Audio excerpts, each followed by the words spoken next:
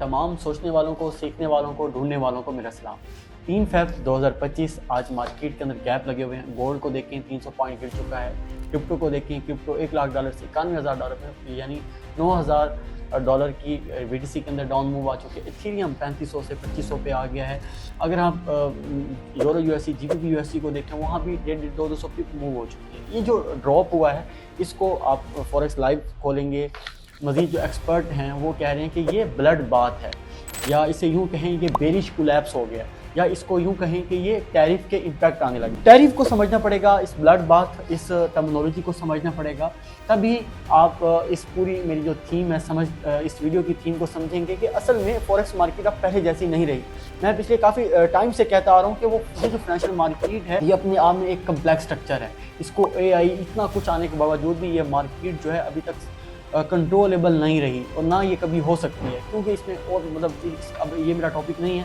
लेकिन जो आज मैं आपको 2 टर्मिनोलॉजी बता रहा हूँ वो है ब्लड बाथ और टैरिफ का मतलब क्या होता है। सिंपली जो हमारे न्यूबीज़ हैं या हमारे दोस्त हैं जिनको फंडामेंटल का नहीं पता होता, तो टैरिफ की ये डेफिनेशन होती है कि एक मुल्क दूसरे मुल्क के ऊपर टैक्स लगाता है उनकी मसनूआत के ऊपर। दूसरा ब्लड बाथ क्या होता है, इसकी डेफिनेशन ये है कि जो बेरिश कोलैप्स होता है उसको ब्लड बाथ कहा जाता है।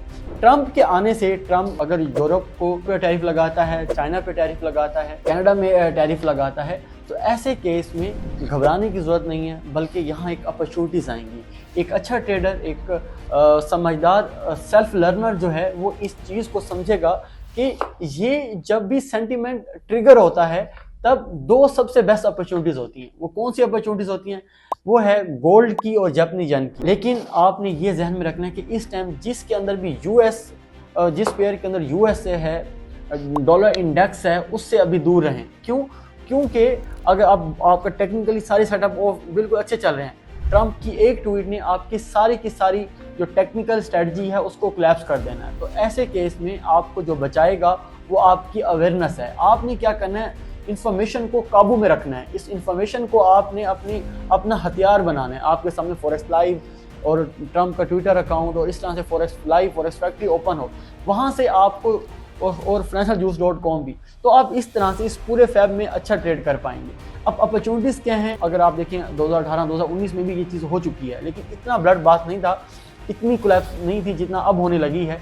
2018-19 में अभी मैं पढ़ रहा था कि अमेरिका ने चाइना के $500 अरब के जो मसनूआत के ऊपर टैरिफ लगा दिया, और उसके सामने चाइना ने भी अमेरिका के ऊपर क्या हुआ, टैरिफ लगा दिए। ऐसे केस में जो मार्केट की, जो इन्वेस्टर्स का जो दबाव था वो बहुत ज़्यादा शिद्दत अख्तियार कर गया, घबराहट होगी, और ऐसे केस में मार्केट जो कोलैप्स होना शुरू होगी। आपको मैं एक और चीज़ बताता चलूँ कि मार्केट जो है हमेशा के जो ग्रीड फैक्टर्स होता है ना, वो आहिस्ता आहिस्ता एंटिसिपेट होता है। मेरे साहब कहते हैं कि जो हमारे पास फेयर फैक्टर होता है वो जल्दी कोलैप्स करता है, वो जल्दी ताकत पकड़ता है। तो ऐसे केस में आपके सामने है अभी जो गैप लगे हैं सुबह को, ये इसका एक इम्पैक्ट था।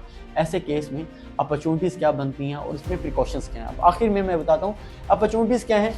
आप कैड JPY को सेल कर सकते हैं, आप यूरो JPY को सेल कर सकते हैं, आप GBP JPY को सेल कर सकते हैं। ये 3 सबसे बेस्ट अपॉर्चुनिटीज़ होंगी, और साथ में अगर आप आएँ तो गोल्ड में एक अच्छी बाइंग अपॉर्चुनिटी आएगी। जब टैरिफ आती है, जब टैरिफ जैसा माहौल बनता है, ब्लड बाथ जैसा माहौल बनेगा, तो ऐसे केस में जो रिस्की एसेट है, खासतौर पर BTC का, अभी आपने देखा 2 बिलियन BTC का जो एसेट है वो इस टाइम विड्रॉल हो चुका है।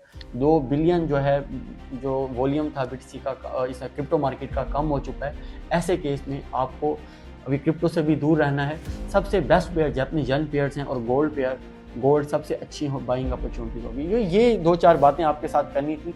अपनी इन्फॉर्मेशन को साथ रखें। अवेयरनेस, जितनी आपको अच्छी अवेयरनेस होगी 2025 में आपको अच्छे से इस चीज़ को हैंडल कर सकते हैं। आखिर में प्रिकॉशंस क्या हैं? देखें, जब इस तरह से हालात होते हैं, जब एक ट्वीट आपका पूरा पासा पलट सकती है आपके टेक्निकल का, ऐसे केस में ऐसा ना लगाना। ऐसे है कि जैसे आप अपनी मौत के ऊपर दस्तखत कर रहे हैं। तो फाइनेंशियल मार्केट एक्सपर्ट मैं हमेशा आपको कहता हूँ, मार्क डोगलस की थ्योरी भी है, सेफ्टी सेफ्टी सेफ्टी। तो एसएल के साथ ट्रेड करें और होश हवास के साथ ट्रेड करें।